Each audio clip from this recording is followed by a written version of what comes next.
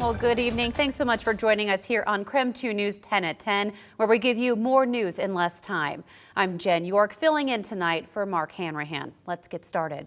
Well, former Washington State and Mississippi State head football coach Mike Leach has died at the age of 61. Mississippi State University announced his death around 6 a.m. this morning.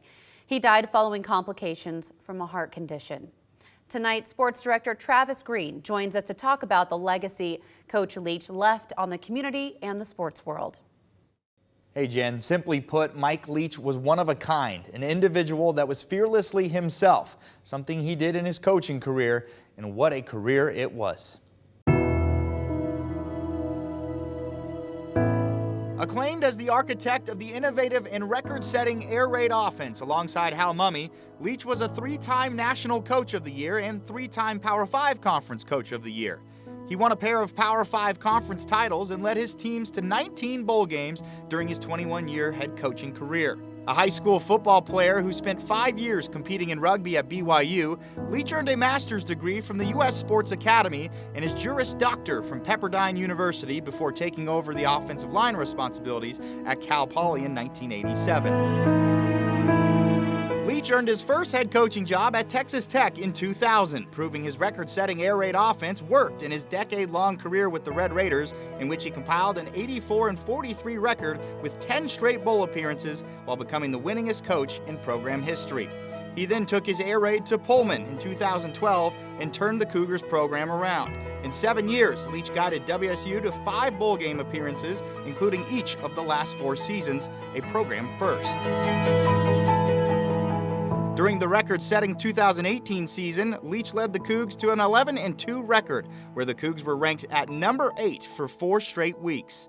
Leach traded Pullman for Starkville and became the head coach of Mississippi State. The Bulldogs went 15-10 in the last 2 seasons, with Leach compiling a 158 and 107 overall record as a head coach at the collegiate level. Leach is survived by his wife Sharon of over 30 years, their 4 children, and 3 grandchildren. Mike Leach was 61 years old. And when you think of Mike Leach's time in Pullman, the season that most often comes to mind is 2018, a season where Leach and the Cougars set a program record with 11 wins. And they did so with a transfer quarterback by the name of Gardner Minshew running the offense. Minshew transferred from East Carolina. It was left not sure he'd ever start at quarterback again. That was until Mike Leach gave him the chance to come to Pullman and compete for the starting job. Fast forward to the season, and Minshew became a star, throwing for nearly 4,800 yards and 38 touchdowns, finishing 5th place in the Heisman Trophy voting that season and winning the Johnny Unitas Golden Arm Award. Now, Minshew is in his 4th year in the NFL. I was able to speak with Gardner's father, Flint, who is thankful for what Leach did for his son and for his friendship. Well, you know, for my family and my son specifically, I mean, he changed the trajectory of his life. You know, he gave him a legit opportunity, believed in him, and I don't think Gardner would be where he is now had it not been for, you know, the year he was with Leach. We will forever be grateful, and we're so sad he's gone. But I tell you, I'm so happy because I mean, just in the few years we've known him, you know, some I could tell, and then a few I couldn't tell, but I could tell some great stories on some great times I've had with Coach Leach. And Flint told me Mike was unlike any other, the way he treated everyone the exact same. Of course, Gardner is now on the Philadelphia Eagles as the backup quarterback, where Philadelphia is a Super Bowl contender this season. Flint also said Leach fit more in 61 years of life than many would have fit in 120 years of life. That's it for sports. Travis, thank you. So for a recap of our coverage of Mike Leach's accomplishments and how the community is remembering him tonight, you can head to KREM 2+. There you can find everything that we have aired today, every interview, reaction, every moment of Leach's career. Again, you can head on to Roku or Amazon Fire to download the app. The scene wasn't chaos, you know, the neighborhood, but it was very, very somber.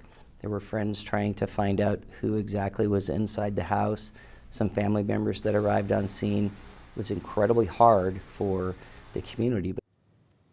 1 month after the murders of 4 University of Idaho students, investigators continue to piece together what happened in the hours leading up to that crime. Despite thousands of tips, they still do not have a suspect, a murder weapon, or a clear motive. As KREM 2's Kyle Simchuk joins us now. Kyle, you're telling us police are still stressing this investigation has not gone cold. Well, that's right. Police say there's a few reasons why there's still a ton of local, state, and federal resources on this investigation, and authorities continue to get new tips every day. However, Moscow PD says speculation and rumors on social media continue to be a problem for not only police, but also the victims' friends and families.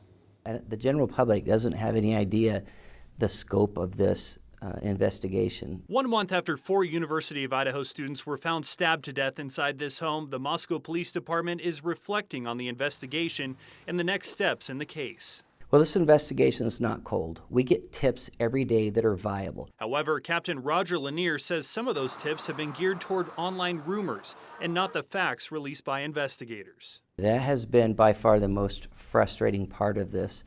We've always closely guarded the information that we've discovered at the scene and our investigative information because we want to protect the integrity of this investigation. Lanier says those rumors have also had an impact on families and friends of the victims, some of whom have received death threats. In a recorded interview, he reflected on the previous month, including the day officers were called to the home on King Road.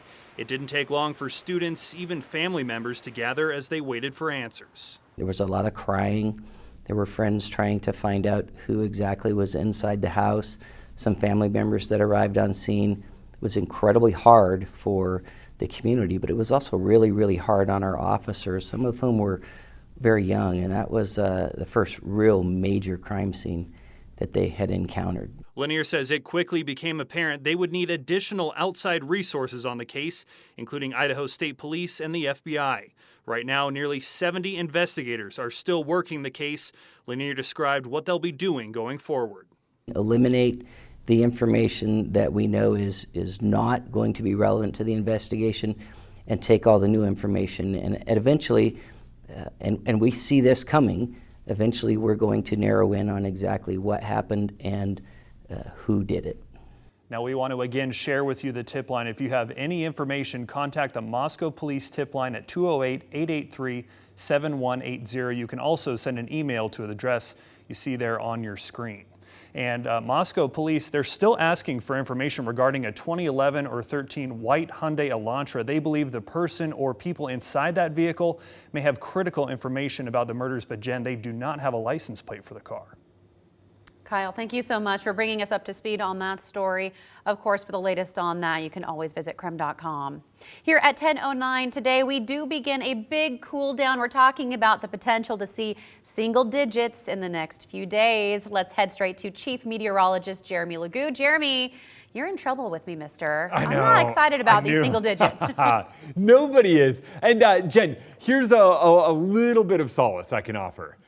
This is quite possibly one of the most inaccurate forecasts I have ever put together. Oh, wow. Okay, you said it. Yeah. I didn't say it. Right. Okay, let's talk why. And it's all about the fog. Freezing fog has been a major contender the past few days. Now, if freezing fog forms during the day and sticks around, our high temperatures trend about 10 degrees colder than where they would be if we had sunshine. If that freezing fog forms at night, that acts as a blanket and keeps us warmer. So it's all about where the fog forms in the coming days. Visibility at 3 miles out in Airway Heights, 1/4 mile in Deer Park, low over both mountain passes, no matter which direction you're going. It is a factor, but with temperatures down in the 20s right now, I'm going, yep, we definitely have that cold air in place, but that fog is keeping us from cooling down too much. A little bit of snow moves through. We'll see more of that tomorrow morning. Notice it arrives just in time for the morning commute and then moves out by the middle of the day. Tomorrow morning, not much, less than an inch in most locations, but it will have an impact on the morning commute. I'll walk through that coming up. Jeremy, thank you.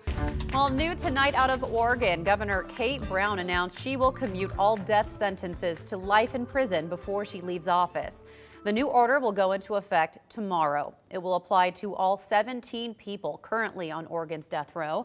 The death penalty is currently legal in the state. However, Oregon carried out its last death sentence 25 years ago in 1997.